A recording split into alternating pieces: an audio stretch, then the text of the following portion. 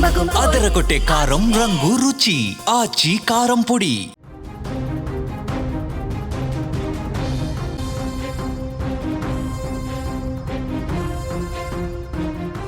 Greenfield హైవేపై ఘోర విషాదం చోటు చేసుకుంది. టిప్పర్ ఢీకొని యువ రైతు మృతి చెందాడు.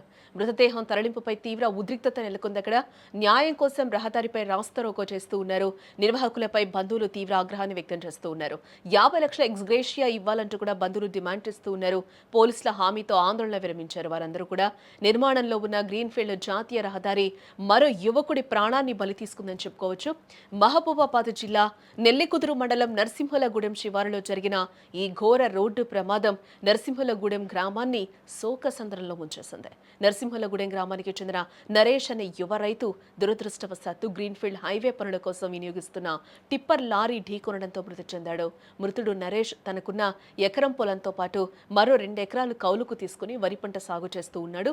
పంట కోసి ఆ ధాన్యం తీసుకుని ద్విచక్ర వాహనంపై ఇంటికి వస్తున్న క్రమంలోనే ఈ దారుణం చోటు చేసుకున్నట్లుగా కూడా మనకి తెలుస్తోంది. అయితే ప్రమాదం జరిగిన తర్వాత హైవే నిర్మాణ పనులు చేపడుతున్న నిర్వాహకుల తీరు తీవ్ర ఆందోళన కలిగిస్తుందని చెప్పుకోవచ్చు. నరేష్ మృతి విషయాన్ని బయటకు తెలియకుండా గ్రీన్ఫీల్డ్ హైవే నిర్వాహకులు చాలా గోప్యంగా వ్యవహరించారని కూడా చెప్తూ ఉన్నారు. మృతదేహాన్ని జిల్లా ఆసుపత్రిలోని మార్చురికి తరలించి అక్కడ భద్రపరిచారు. ఈ విషయం తెలుసుకున్న నరేష్ బంధుమిత్రులు జిల్లా ఆసుపత్రికి అయితే చేరుకున్నట్లుగా కూడా మనకి సమాచారం. కుటుంబానికి పెద్ద దిక్కుగా ఉన్న నరేష్ మృతికి కారణమైన వారికి వ్యతిరేకంగా మృతిని బంధువులు ఆసుపత్రి ఎదుట ప్రధాన రహదారిపై ఆందోళన చేపట్టి నరేష్ కుటుంబానికి న్యాయం చేయాలంటూ కూడా పెద్ద ఎత్తున నినాదాలు చేశారు. పరిస్థితి ఉద్రిక్తంగా మారడంతో పోలీసులు హుటాహుటిన ఆసుపత్రి వద్దకు చేరుకుని న్యాయం చేస్తామని హామీ ఇవ్వడంతో రాస్తారోకోను కూడా విరమించినట్లుగా తెలుస్తోంది. రాత్రి ఏ లొల్లి లేదు సార్, ఏ లొల్లి లేదు. పోయిండు, పొలం కాడికి వడ్లెండబోతానని వచ్చిండు. 4ంటికి మేము పనికి పోయి వచ్చినాం. ఇక అంతే వరకు కానీ ఇక మళ్ళీ వచ్చి ఎడిపోయిండు అని అడిగినాం. టేజ్ కాడికి పోయిండట, మరి పరదలకు పోయిండో ఎడిపోయిండో ఆడ ఏమైందో ఇక నాకు తెలియదు సార్. అంతే బాబు చనిపోయిండు అని అంటే టేజ్ కాడికి పోయిండు, చనిపోయిండు. కాలు అది మన అది టిప్పర్ కలిగింది, యాక్సిడెంట్ అయిందంటే కాలు రెక్క ఇరగొచ్చు అని నేను అనుకున్నాను. చనిపోయింది నాకు తెలియదు కదా. అంతే నాకు తెలిసిన వరకు సమాచారం మాకు ఎవరి క్యాంపు వాళ్ళు కానీ పిఎస్ నుంచి కానీ ఎవరు లేదండి. ఆ పర్సన్ మధ్యాహ్నం దాకా మాతో కలివేడిగా ఉండి కలిసి ఉన్నాడు.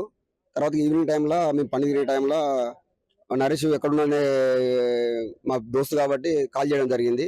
కాల్ చేసిన వెంబటే కానిస్టేబుల్ గారు మాట్లాడి, అన్న మీరు మాడుతున్న ఏదైనా డీజే నరేష్ లేడంటే, లేడండి ఆల్రెడీ డెత్ అయ్యిండు, మేము మార్చిలో పెట్టేశాము, ఏదైనా ఉంటే వాళ్ళ పేరెంట్స్కి తెలియజేయండి అని చెప్పి మాకు వాళ్ళు తెలియడం జరిగింది. గ్రీన్ఫీల్డ్ వారి నిర్లక్ష్యం వల్లనే దాదాపు మా గ్రామంలో వీళ్ళు హెవీ వెహికల్స్ పోవడం వల్ల మా గ్రామం చాలా పిల్లలకి, స్కూల్ పోయే పిల్లలకి, వ్యవసాయ రైతులకి అందరికీ అన్ని విధాల రవాణా సౌకర్యం కూడా చాలా ఇబ్బంది జరుగుతుందని చెప్పి ధర్నా చేయడం జరిగింది. కొన్నిసార్లు వాళ్ళు మా గ్రామంలో కూర్చోబెట్టి మాకు అగ్రిమెంట్ రావడం జరిగింది. కానీ ఇప్పటివరకు కూడా నిర్లక్ష్యపూరితంగా వ్యవహరించుకుంటా ఎలాంటి అగ్రిమెంట్ కదా, కనీసం అక్కడ ఎక్కడ వేసిన ఉన్నదనే చందంగా ఇప్పటి వరకు కూడా ఎలాంటి మా గ్రామానికి ఒక చిన్న పని కూడా చేయలేదు. దీంట్లో ఇన్సిడెంట్ జరుగుతూనే గ్రీన్ఫీల్డ్ హైవే అంటే టెంపరీ అక్కడ ఇన్ఛార్జ్ చూసే పట్టాభి అతను మాకు ఫోన్ చేసిండు. ఫోన్ చేసి ఇట్లా యాక్సిడెంట్ జరిగింది, సీరియస్ ఇంజురీ అయినాయి, హాస్పిటల్లో షిఫ్ట్ చేసిన పర్సన్ ఇక్కడ యాక్సిడెంట్ జరిగిన చెప్పుడుతోనే వెంటనే మా బ్లూ కోట్ పీసీని అక్కడికి పంపించారు కూడా. పర్సన్ ఇక్కడికి హాస్పిటల్ షిఫ్ట్ అయింది, ఆల్రెడీ షిఫ్ట్ అయితే కూడా ఇక్కడ అతనే షిఫ్ట్ చేశారు, మీరు షిఫ్ట్ చేశారు ఇక్కడ వాళ్ళకి. మరి వాళ్ళ బంధువులు ఎవరు పట్టించుకోలేదు, మీరే తీసుకొచ్చి ఇక్కడ మార్చుకోబడేసారు అంటున్నారు వాళ్ళు. మేము ఆ టైంలో లేము, మేము లేము, ఇక్కడికి రాలేదు. అప్పటికి మేము అక్కడికి వెళ్ళే లోపే పర్సన్ ఇక్కడికి వచ్చిండు, హాస్పిటల్ తీసుకొచ్చిండు. ఇక్కడికి వచ్చాక ఆల్మోస్ట్ పర్సన్ కూడా చాలా సివియర్ సిచ్యువేషన్ ఉంది. ఇక్కడికి వచ్చినాక ఇట్లా చెక్ చేసి చనిపోయిందని తెలిసింది.